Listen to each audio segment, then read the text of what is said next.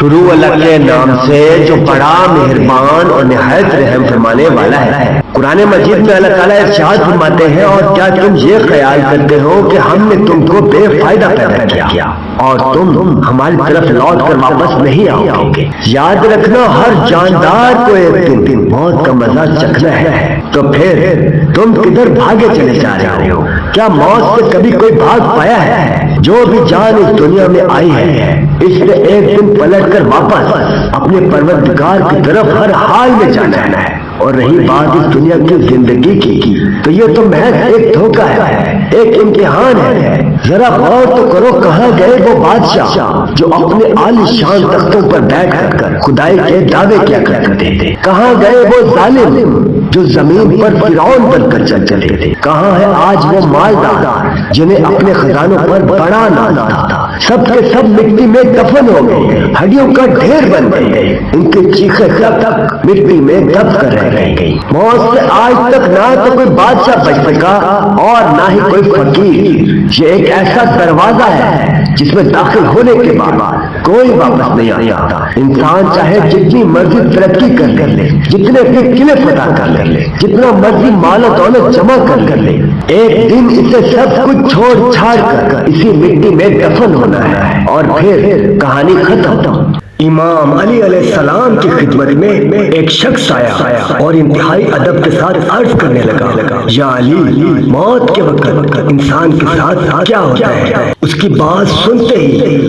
علی کرم اللہ وجہہ کے چہرے پر ایک گہری سنجیدگی چھا گئی۔ پھر انہوں نے اس شخص کی طرف دیکھا اور بولے، اے شخص، آج تو نے وہ راز پوچھ لیا جو بادشاہوں کے تخت الٹ دیتا ہے، جو فرعونوں کے غرور کو توڑ کے رکھ دیتا ہے، اور جو بڑے بڑے ظالموں کو خاک میں ملا دیتا ہے۔ جب بھی انسان کی زندگی ختم ہونے لگتی ہے اور موت کا وقت قریب آن پہنچتا ہے، تو اس وقت انسان کے وجود کے اندر بغاوت پیدا ہونا شروع ہو جاتی ہے۔ وہ کہنے لگا، یا علی، کون سی بغاوت؟ امام علی علیہ السلام بولے، اللہ کی وہ نعمتیں جو انسان کو عطا کی گئی ہیں، وہ سب کی سب اس کی بات ماننا چھوڑ دیتی ہیں، اور اس کا جسم صرف ایک گوشت کا لوتھڑا بن کے رہ جاتا ہے۔ اس وقت انسان کی روح جسم میں خود کو اکیلا محسوس کرنے لگتی ہے۔ انسان کو یہ محسوس ہونے لگتا ہے کہ یہ میرا جسم میری بات کیوں نہیں مان رہا۔ اس وقت انسان کی روح کوشش کرتی ہے کہ وہ جسم کو اٹھائے، وہ جسم کو منائے، لیکن افسوس، جو وقت اسے ملا تھا وہ پورا ہو چکا ہوتا ہے۔ ابھی انسان اسی کیفیت میں حیران اور پریشان پڑا ہوتا ہے کہ اتنی دیر میں ملک الموت یعنی فرشتہ اسرائیل علیہ السلام آن پہنچتا ہے، اور جیسے ہی انسان فرشتہ موت کو دیکھتا ہے، پھر وہ سمجھ جاتا ہے کہ اب یہ میرا جسم میری بات نہیں مانے گا۔ بس اس وقت انسان کے وجود سے نقاب اتر جاتا ہے، تو وہ کہنے لگا، یا علی، کون سا نقاب؟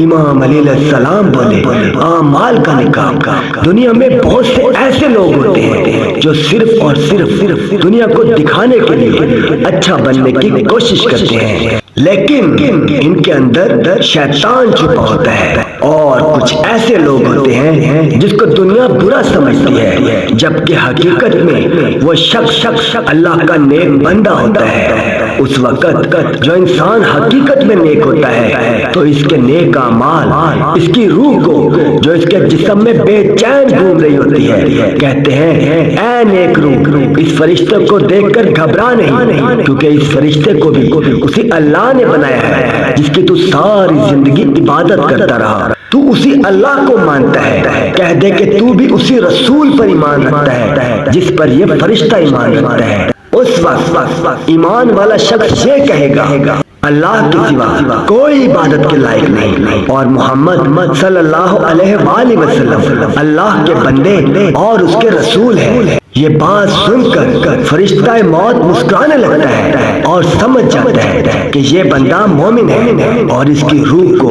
اس کے جسم سے ایسے نکالتا ہے جیسے کوئی شخص خوشبودار گلاب کی خوشبو کو محسوس کرتا ہے۔ لیکن جو شخص صرف دنیا کو دکھانے کے لیے اعمال کرتا رہا، جبکہ حقیقت میں وہ انسان اللہ اور اس کے رسول پر ایمان ہی نہیں رکھتا تھا، تو اس وقت اس کے برے اعمال شیطان کی شکل اختیار کر لیتے ہیں اور کہنے لگتے ہیں کہ میں کامیاب ہو گیا، میں نے تمہیں گمراہ کر دیا، تو زندگی بھر میرے کہنے پر اپنی خواہشات کے پیچھے بھاگتا رہا۔ اب دیکھ یہ وہی وقت ہے جس کا تم سے وعدہ کیا گیا تھا، میں نے تیرے اللہ سے وعدہ کیا تھا کہ میں تجھے گمراہ کروں گا۔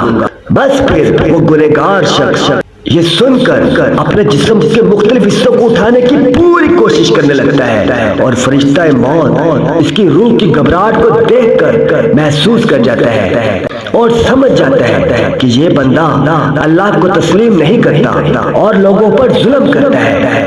اس وقت اس شخص کے جسم سے اس کی روح کو ایسے کھینچ کر نکالا جاتا ہے جیسے کسی کانٹے دار درخت سے کوئی ریشم کا کپڑا لپیٹا جائے اور اسے زور سے کھینچا جائے۔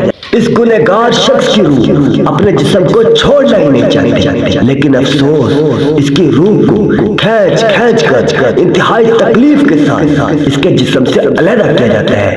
اور اے شخص یاد رکھنا، میں نے اللہ کے رسول سے سنا کہ دنیا کی کوئی بھی تکلیف اس تکلیف کے سامنے کچھ بھی نہیں جب انسان کی روح کو اس کے جسم سے علیحدہ کیا جاتا ہے۔ تو وہ کہنے لگا، یا علی اس سخت وقت سے کیسے بچا جائے؟ امام علی علیہ السلام بولے، اس سخت وقت سے بچنے کا ایک ہی آسان عمل ہے۔ تو وہ کہنے لگا، یا علی کون سا عمل؟ امام علی علیہ السلام بولے، اپنے نفس کو پاک کرنے کا عمل، اپنے نفس کو گناہوں سے بچانے کا عمل، کسی کا دل نہ دکھانے کا عمل۔ اے شخص یاد رکھنا، جو شخص اپنے آپ کو حقیر سمجھتا رہا، تکبر سے خود کو دور رکھتا رہا، اپنی خواہشات کو دوسرے انسانوں کی ضروریات پر قربان کرتا رہا، تو وہ اس وقت مطمئن ہوگا۔